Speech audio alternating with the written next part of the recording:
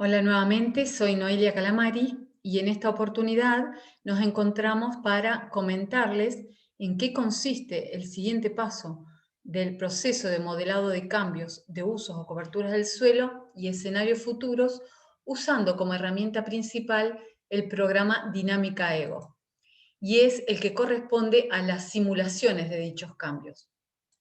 Es decir, ya hemos visto cómo generar el cubo raster a partir de las variables espacialmente explícitas.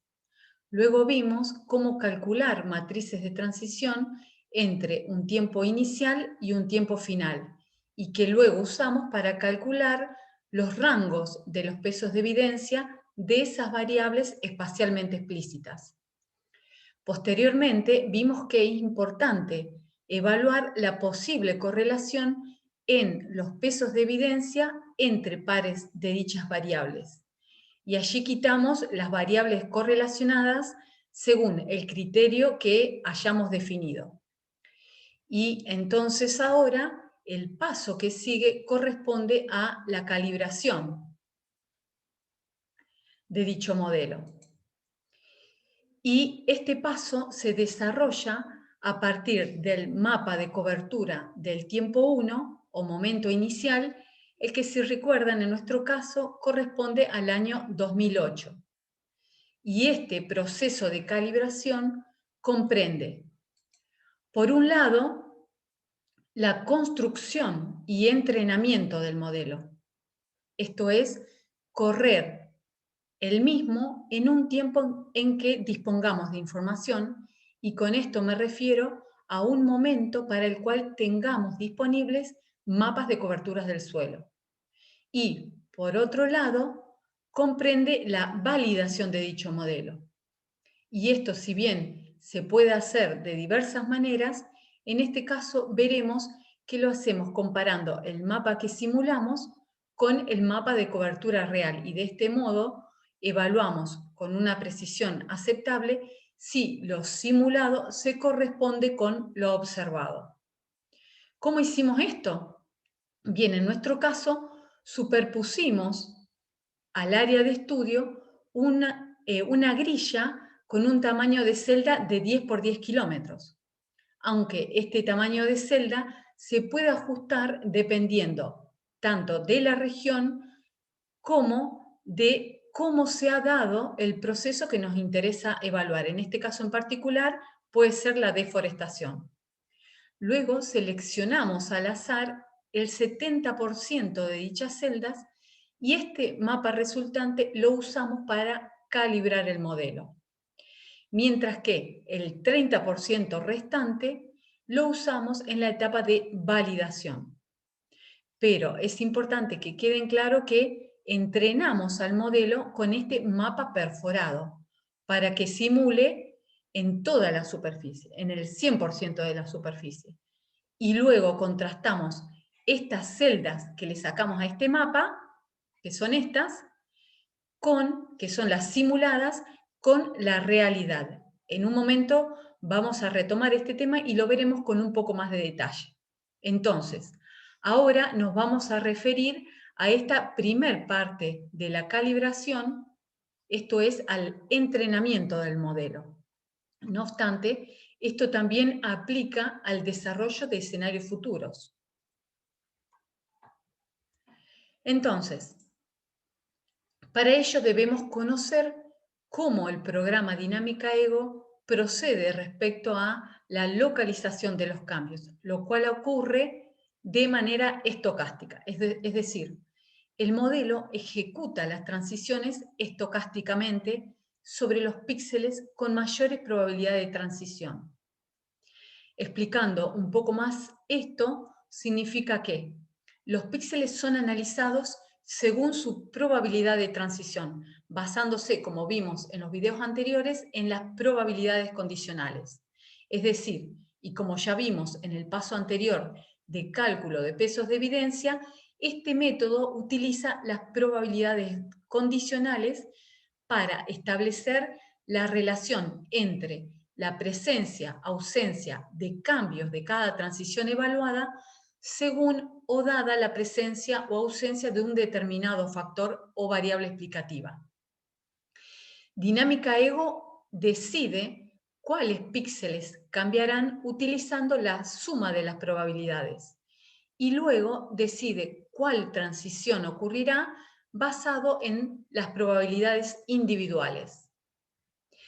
Es decir, Dinámica Ego escoge el valor de probabilidad de una transición al azar y la compara contra un valor aleatorio.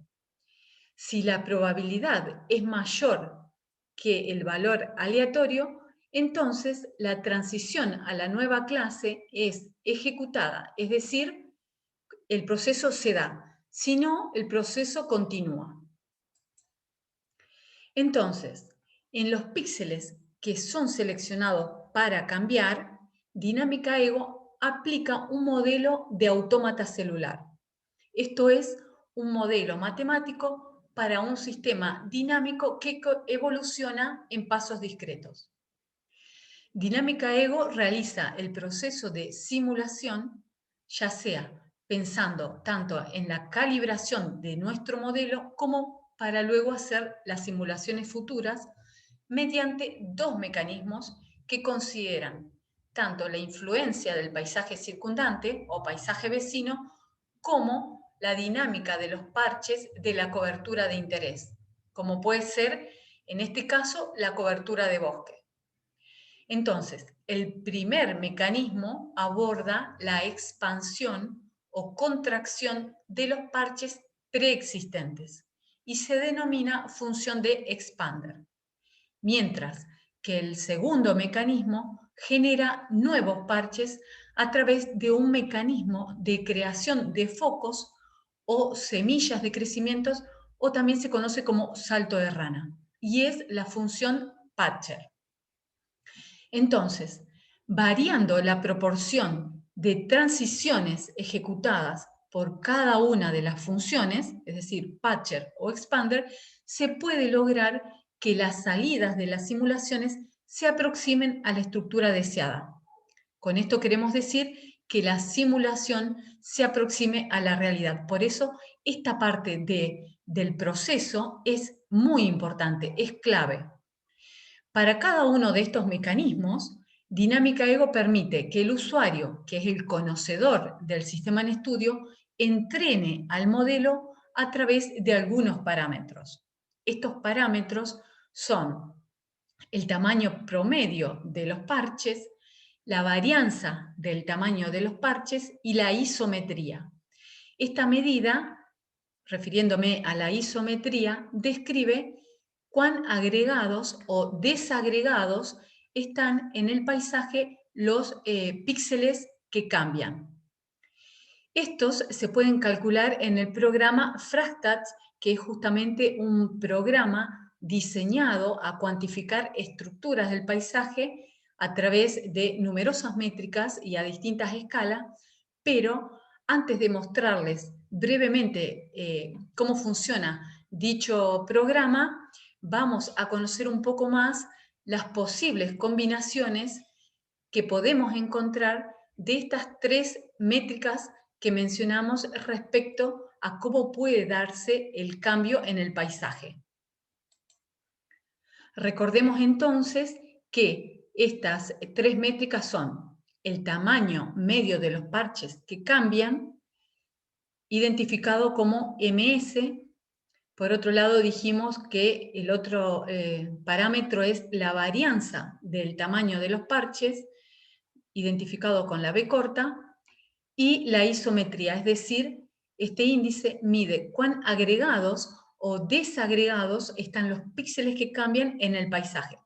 Este índice asume un valor que va de 0 a 1.5, siendo los valores próximos a 0 representando como la máxima desagregación, mientras que los valores próximos a 1.5 indican una máxima agregación espacial de los píxeles que cambian. Vamos a ver ahora algunas de estas posibles combinaciones de estas métricas o parámetros. Recordamos que esto es clave y nos va a servir tanto para esta etapa de calibración del modelo como luego para la definición de los distintos escenarios futuros que querramos proyectar. Entonces, en primer lugar, debemos saber que la máxima probabilidad de cambio es 1, ¿sí? Entonces, esta máxima probabilidad puede ser atribuida completamente a Patcher, es decir, que todos los cambios se dan por la generación de nuevos parches, o puede ser completamente atribuida a Expander, es decir, todos los cambios se dan en frontera, o a ninguno de estos, los cambios se dan de manera aleatoria, o esa probabilidad puede estar repartida entre ambos parámetros. En algunos lugares los nuevos parches, se generan nuevos parches y en otros el cambio se da en frontera. Entonces, observando en pantalla, vamos a ver las distintas posibilidades, algunas de las distintas posibilidades, porque son numerosas. Entonces, en el primer caso, H0, vemos que no hay ni expansión ni generación de nuevos parches. Esto es, los píxeles de cambio no siguen ningún patrón, sino que se dan de manera aleatoria. Y no hay interacción con los píxeles vecinos. La dinámica en este caso solo está controlada por la matriz de transición, que nos va a decir cuánto cambia.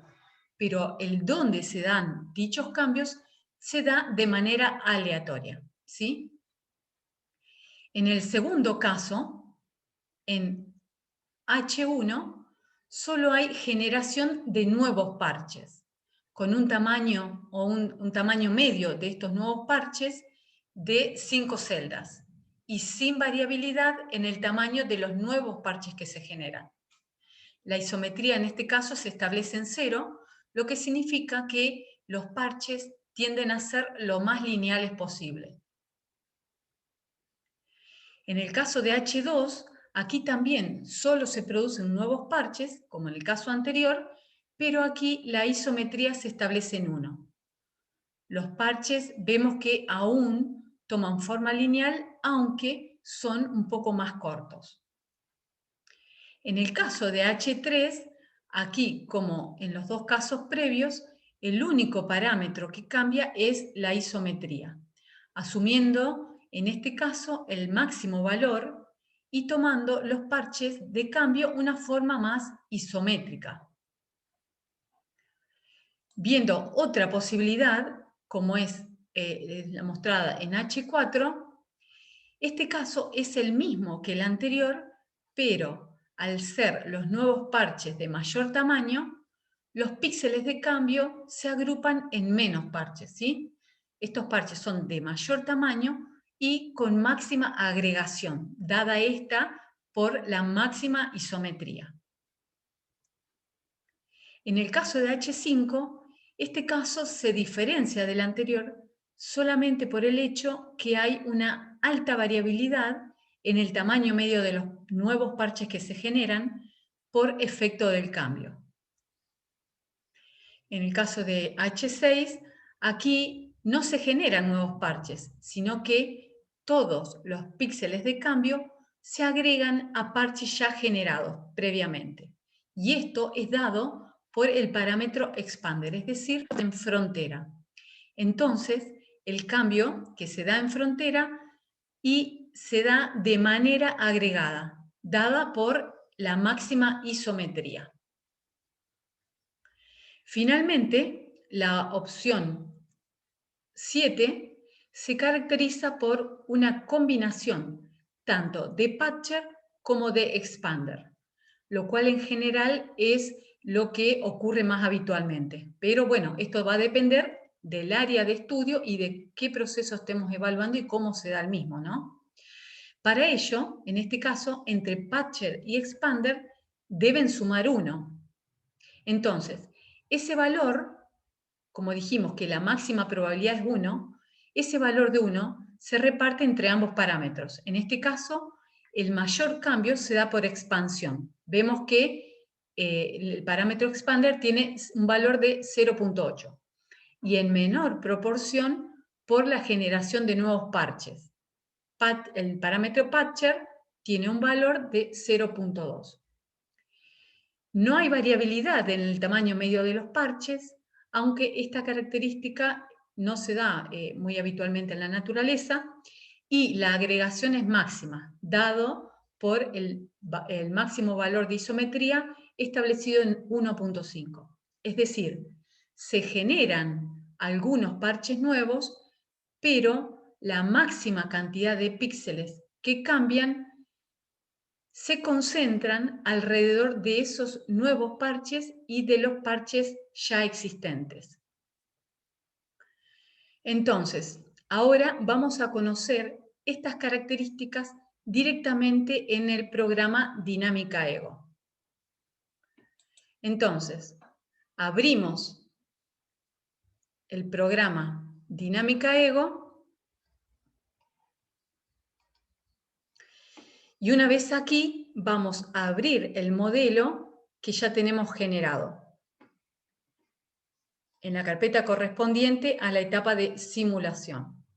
El modelo, y que ustedes también lo tendrán entre los materiales del curso, es el que se llama Simulación de Forestación 2015. Entonces, aquí vemos que como datos de entrada tenemos el mapa de cobertura en el tiempo inicial, en el año 2008, esto es la imagen perforada con el 70% del área, ¿sí? Tenemos la matriz de transición, esto es cuánto cambio hubo en cada transición entre el periodo, el tiempo inicial 2008 y el tiempo final 2015. El archivo vemos que dice modif porque solo dejamos las transiciones que nos interesa modelar y quitamos el resto. También tenemos el cubo raster en el momento 2008. Y tenemos también como datos de entrada a este funtor principal, tenemos a los pesos de evidencia. Recordemos aquí que en este caso no son los pesos de evidencia originales, sino que son los pesos de evidencia modificados luego de haber evaluado y removido las variables correlacionadas. Por eso dice sin variables correlacionadas. Si es que nosotros le cambiamos el nombre al archivo, no lo sobreescribimos, ¿sí? Luego vemos el funtor Landscape. Este es el encargado de hacer la actualización dinámica del mapa de cobertura de entrada. También vemos el funtor Repeat del modelo de simulación. Nos vamos a detener en esto cuando comentemos más sobre los escenarios futuros, pero por ahora no modificamos nada allí. También tenemos el funtor distancias, que corresponde a las variables dinámicas del modelo, es decir, las distancias al desmonte por agricultura, transición 1 a 5, y distancias al desmonte por ganadería, 1 a 4. Luego, en el funtor submodels, es donde debemos especificar los parámetros de patcher y expander que comentamos recién. Entonces, entramos allí y lo primero que nos dice es que la matriz de transición es la que define la tasa neta de cambios de cada transición, es decir, cuánto cambia. Luego, también para cada transición evaluada, lo que debemos definir es cuánto de la probabilidad de cambio. Recuerden que el máximo valor de esta probabilidad es 1. Entonces, ¿cuánto de ese máximo valor se lo atribuimos a expander? Y eso lo definimos aquí para cada una de las transiciones que nos interesa modelar.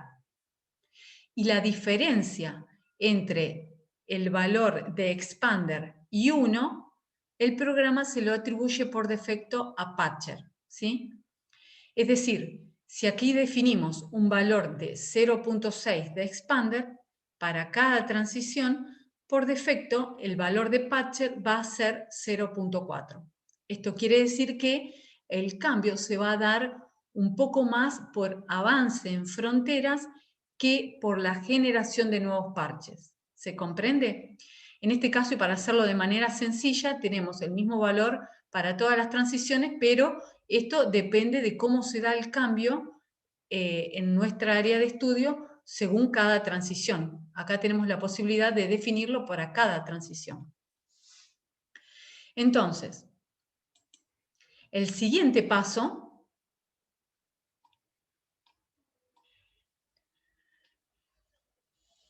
y a esto lo vamos a hacer tanto en la calibración del modelo como en la generación de escenarios futuros, consiste en definir los parámetros que se utilizarán tanto en la expansión de los parches existentes, es decir, acá es en esta etapa, en esta parte de la ventana expander, como en la generación de nuevos parches patcher, acá más al final de la ventana.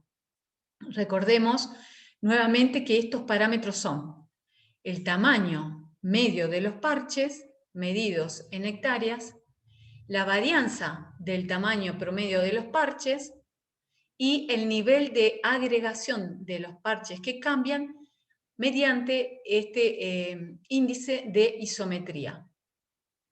Entonces ahora volvemos, cerramos y volvemos a la presentación.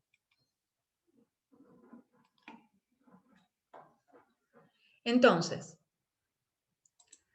y veremos que estos parámetros o métricas se pueden calcular de diferentes maneras. No obstante, aquí les comentaremos muy brevemente una manera de hacerlo mediante el uso del programa Fractstats. Bien, Fractstats es un programa libre que permite cuantificar la estructura del paisaje. Para ello, el primer paso que consideramos importante es comprender a qué nos referimos cuando hablamos de paisaje, ya que el paisaje sujeto a análisis es definido fundamentalmente por el usuario, es decir, por nosotros mismos, y puede representar cualquier fenómeno espacial, por ejemplo, un paisaje agropecuario en el que estén entremezclados lotes de cultivos, cursos de agua, parches o fragmentos de bosques, entre otros elementos que podemos encontrar en el paisaje. Fractstats simplemente lo que hace es cuantifica la heterogeneidad espacial del paisaje representado en un mapa categórico, ¿sí? Esta heterogeneidad mide no solo cuánto hay de cada categoría, sino también cómo está dispuesto espacialmente cada una de ellas, lo que conocemos como configuración espacial. El usuario es quien debe de tener una base sólida para definir y escalar el paisaje en términos de contenido temático y resolución espacial. Es importante destacar que los resultados que arroja Fractstats van a tener sentido solo si el paisaje, tal como se define, es significativo en relación con el fenómeno que estamos estudiando, ¿sí? Entonces, una vez que tenemos definido y en claro qué es paisaje según el objetivo de nuestro estudio, en primer lugar, vamos a construir un mapa de cambio entre las dos fechas del periodo de estudio. Para hacer esto hay diversas opciones. Una muy simple, que la podemos hacer tanto en ArcGIS como en QGIS, es hacer una operación sencilla. Esto es, multiplicamos el mapa de cobertura del tiempo 1 o tiempo inicial por 1000 o por 100 y luego sumamos el mapa de cobertura del tiempo 2 o tiempo final. Esto nos va a dar el mapa de cambio, con una leyenda parecida a la que vemos aquí en pantalla, donde en la primera línea tenemos las coberturas en el tiempo 1. Luego tenemos el 0 o los dos ceros, depende si lo multiplicamos por 100 o por 1000, que estos ceros van a separar ambas fechas, y finalmente tenemos las coberturas en el tiempo 2 o tiempo final. Y luego el número de píxeles de cada clase. En verde destacamos las persistencias, es decir, aquellas clases que no cambiaron.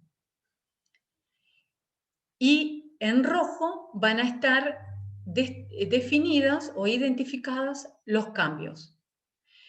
Este mapa de cambio es el que vamos a ingresar en el programa Fractats.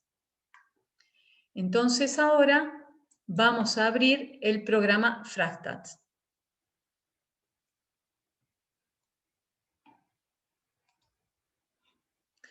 Y una vez allí, hacemos clic en el primer icono que vemos que corresponde a New File. Y veremos que a la izquierda de la pantalla tenemos dos pestañas. Por un lado, Input Layer, es decir, el ingreso de nuestras capas, y por otro lado, parámetros de análisis.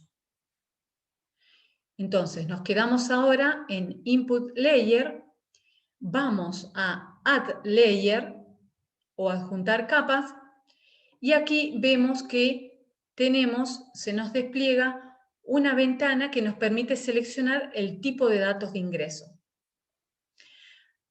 Aquí debemos aclarar que Fractat acepta imágenes raster en una amplia variedad de formatos. Todos los formatos de datos de entrada tienen diversos requisitos. Entre ellos es que todos los píxeles de entrada deben tener valores enteros. Todos los píxeles de entrada deben consistir en celdas perfectamente cuadradas, con un tamaño de celda especificado en metros. Otro aspecto importante a tener en cuenta es que las métricas basadas en distancia y áreas calculadas en Fractat se reportan en metros y en hectáreas respectivamente. También todos los píxeles de entrada deben tener un tamaño mayor a 0.001 metros, ¿sí? Pero no tienen limitaciones en la extensión espacial del paisaje per se. Y finalmente, Fractat no acepta coberturas vectoriales, al menos por ahora, o shapefiles de ArcGIS. Entonces, en este ejercicio vamos a usar el formato TIFF. Entonces, lo seleccionamos y luego ingresamos el archivo de cambios, que también lo van a tener ustedes en la lista de materiales del curso, como mapa de cambios entre el mapa inicial 08 y 015. Entonces, lo seleccionamos y el resto de los parámetros los dejamos por defecto y aceptamos. Ahora vamos a la segunda pestaña, la que dijimos que corresponde a definir algunos parámetros. Uno de ellos es definir qué regla de vecindad vamos a considerar. Si elegimos una regla de 4, es decir, si para estimar las métricas que vamos a seleccionar le pedimos al programa que considere solo los 4 lados directos de cada píxel, o si además queremos que considere los vértices. Es decir, en este último caso sería una regla de 8. En este caso, para el ejercicio vamos a considerar una regla de 8, que en general es la que viene seleccionada por defecto. No obstante, aquí, como en muchas partes de todo este proceso de evaluación de cambios en usos coberturas del suelo, es muy importante y es clave definir y que los criterios seguidos se basen en el conocimiento empírico del territorio, así como en el conocimiento de expertos. ya que un mismo proceso, como puede ser, por ejemplo, la deforestación, puede operar de una manera determinada en una región y en otra región el mismo proceso puede operar de una manera totalmente diferente. Por otro lado, vamos a seleccionar como estrategia de muestreo Class Metric, ya que nos vamos a centrar en la clase definida de bosque. Y aquí salimos un minuto de Fractats para explicarles un poquito más en qué consiste esta parte derecha de la ventana que desplegamos. Para ello volvemos a la presentación. Y aquí vemos que el proceso o el enfoque para evaluar y cuantificar la estructura del paisaje es el enfoque multiescala o multinivel. Y esto es justamente el enfoque que podemos abordar desde el programa Fractats. Entonces, podemos describir un paisaje evaluando la estructura a nivel de parche, es decir, describir la forma, el tamaño y la cantidad a nivel de todos los parches o fragmentos de todas las coberturas o clases que tenemos en el paisaje, como pueden ser describir el bosque, las clases correspondientes a agricultura, urbano, etc. Por otro lado, podemos enfocarnos en describir el paisaje según la cantidad y la configuración espacial de las clases.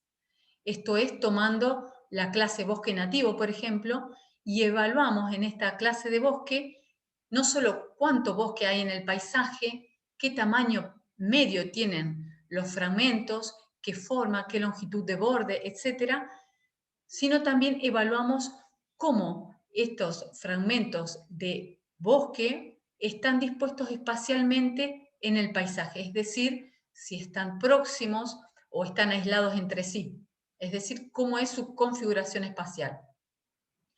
Finalmente, podemos describir un paisaje a nivel de las métricas que miden cuántas clases hay en el paisaje y cómo éstas están entremezcladas entre sí, entre otras estimaciones. Entonces, para este ejercicio, que consiste en describir cómo se ha dado el cambio entre dos fechas, recordemos que para el ejercicio es 2008 y 2015, vamos a centrarnos en las métricas a nivel de clase. Para ello, volvemos al programa Fractats y entonces ahora nos vamos a enfocar en la parte derecha de la ventana desplegada y más específicamente en seleccionar las métricas a nivel de clase. Vemos que Fractats muestra las métricas organizadas según grandes categorías. En primer lugar, están agrupadas las métricas de área y borde, luego las métricas de forma, luego tenemos métricas que describen el área interna de los parches, métricas de contraste y de agregación espacial, etc. Para calibrar el modelo de cambio y también luego para calibrar o para definir los parámetros de cambio de los distintos escenarios futuros, en dinámica ego vimos recién que necesitamos solo 3 parámetros o métricas. Por un lado, recordemos que era el tamaño medio de los parches, por lo que hacemos clic en Min Patch Area. También necesitamos la varianza, y si bien Fractats no la estima directamente, sí calcula el desvío estándar. Y a partir de este parámetro, luego podemos calcular la varianza. Finalmente, recordamos que el tercer parámetro que necesitamos es la isometría, que Fractat tampoco calcula la isometría, pero sí hay un índice que describe la complejidad de las formas de los parches de cambio y es el índice de dimensión fractal, Entonces lo seleccionamos.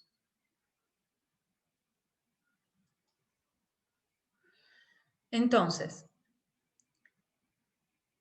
es decir, si no es posible obtener estas estimaciones mediante esta herramienta que es Fractats, se puede usar perfectamente otras herramientas e incluso se puede considerar el conocimiento de expertos y determinar los valores de los parámetros usando dicho conocimiento, ¿sí?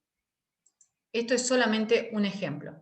Finalmente, una vez que seleccionamos todas las métricas que nos interesa estimar, hacemos clic en el botón verde y con ello ponemos a correr el modelo.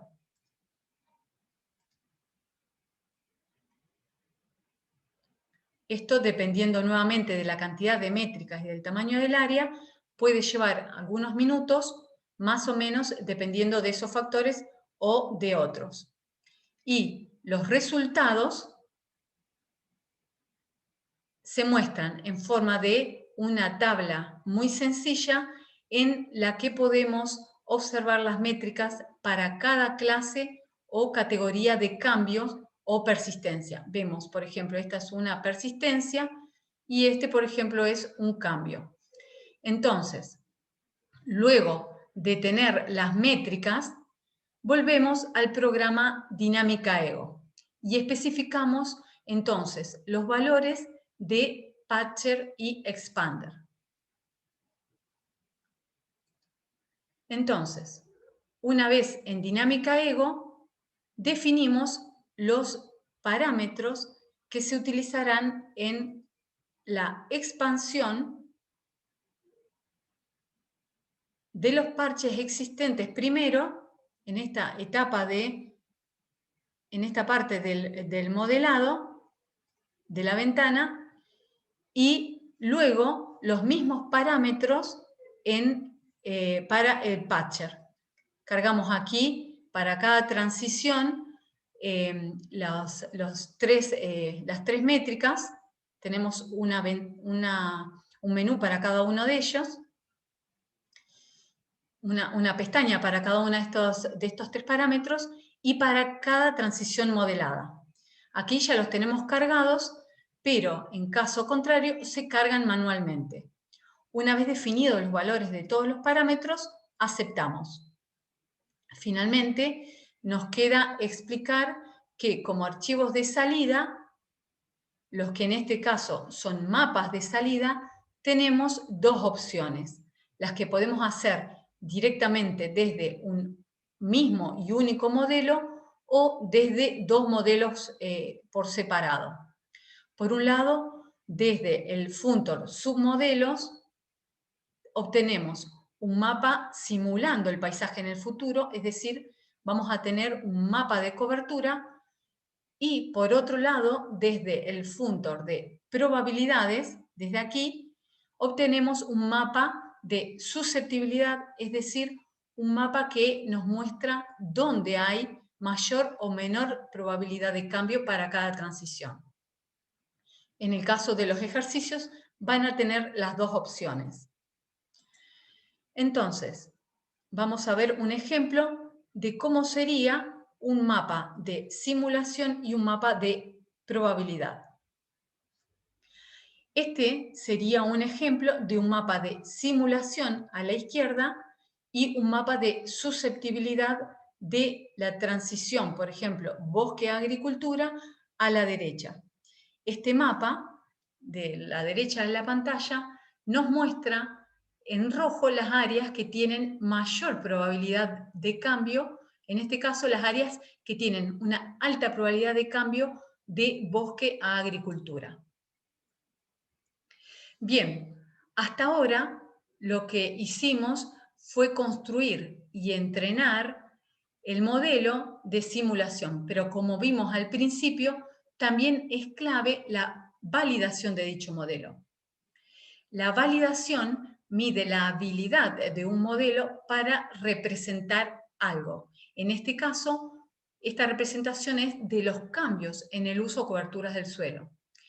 Y que pretendemos que esta representación sea lo más aproximado posible a la realidad. Se refiere entonces a la comparación entre las predicciones del modelo o las simulaciones, mejor dicho, y las observaciones. Hay varias opciones, dijimos, para hacer esta validación. No obstante, aquí les comentaremos el procedimiento que seguimos para evaluar si nuestro modelo simula correctamente o no el cambio de usos del suelo.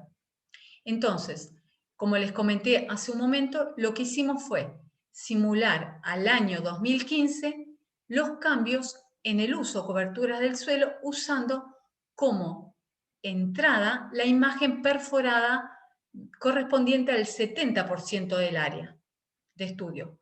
Claro que el programa va a construir el mapa simulado, pero sobre el 100% del área, ¿sí? Nosotros ingresamos el 70% del área, pero la idea es que simule sobre toda la superficie. Entonces, lo que hacemos es comparar el 30% de la imagen que no usamos para calibrar el modelo con el 30% del mapa simulado. Es decir, comparamos exactamente las mismas celdas entre una imagen y la otra. Y al igual que hicimos con el mapa de cambio, que ingresamos en Fractal, hacemos aquí para evaluar la exactitud entre el 30% observado versus el 30% simulado, ¿sí? Con el número de píxeles construimos una matriz de confusión y finalmente evaluamos la exactitud global. En este caso, el modelo simuló prácticamente el 91% del cambio que ocurrió realmente. Finalmente, y para ir cerrando esta etapa, vamos a ver la simulación de escenarios futuros. Es decir, una vez que validamos el modelo, tenemos dos opciones. Si nuestra validación no es aceptable, debemos volver atrás y evaluar nuevamente los pesos de evidencia, la posible correlación de los mismos y también debemos reevaluar los parámetros de calibración. Recordemos que dijimos que es clave, es muy importante tratar de que la etapa en la que definimos los parámetros de patcher y expander, es decir, cómo se han dado la dinámica de esos cambios, es clave para tratar de que nuestro modelo de simulación se aproxime lo más posible o lo mejor posible a la realidad. En cambio, si la validación nos da aceptables, continuamos con el proceso hacia la simulación o la proyección futura. Entonces ahora vamos a dinámica ego nuevamente.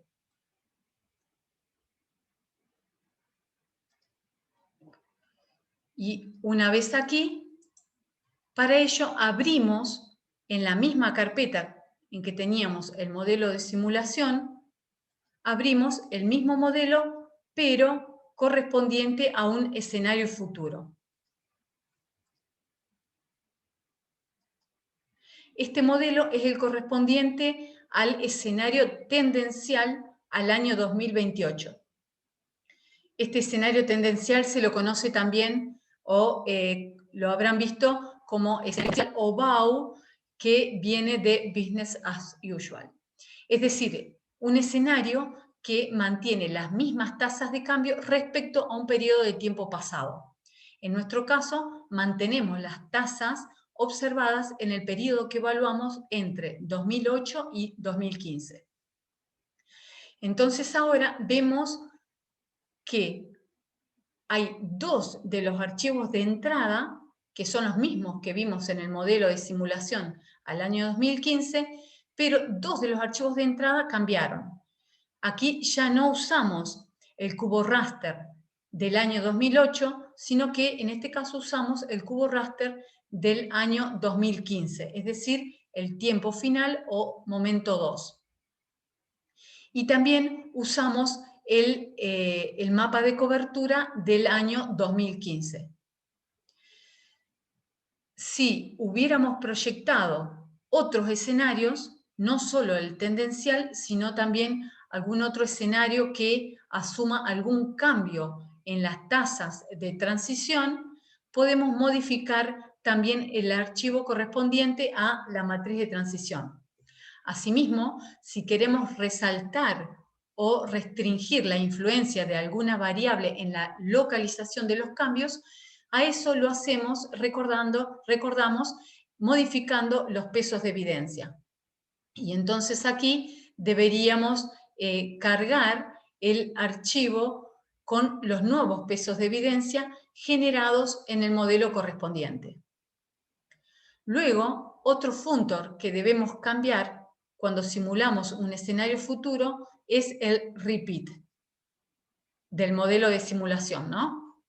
Esto corresponde a cuántos saltos o bloques de años vamos a proyectar. Es decir, si nuestro modelo que calibramos evalúa los cambios entre 2008 y 2015, es decir, un periodo de 7 años, y queremos proyectar un escenario futuro a 2028, equivale a hacer 2 repeticiones o iteraciones.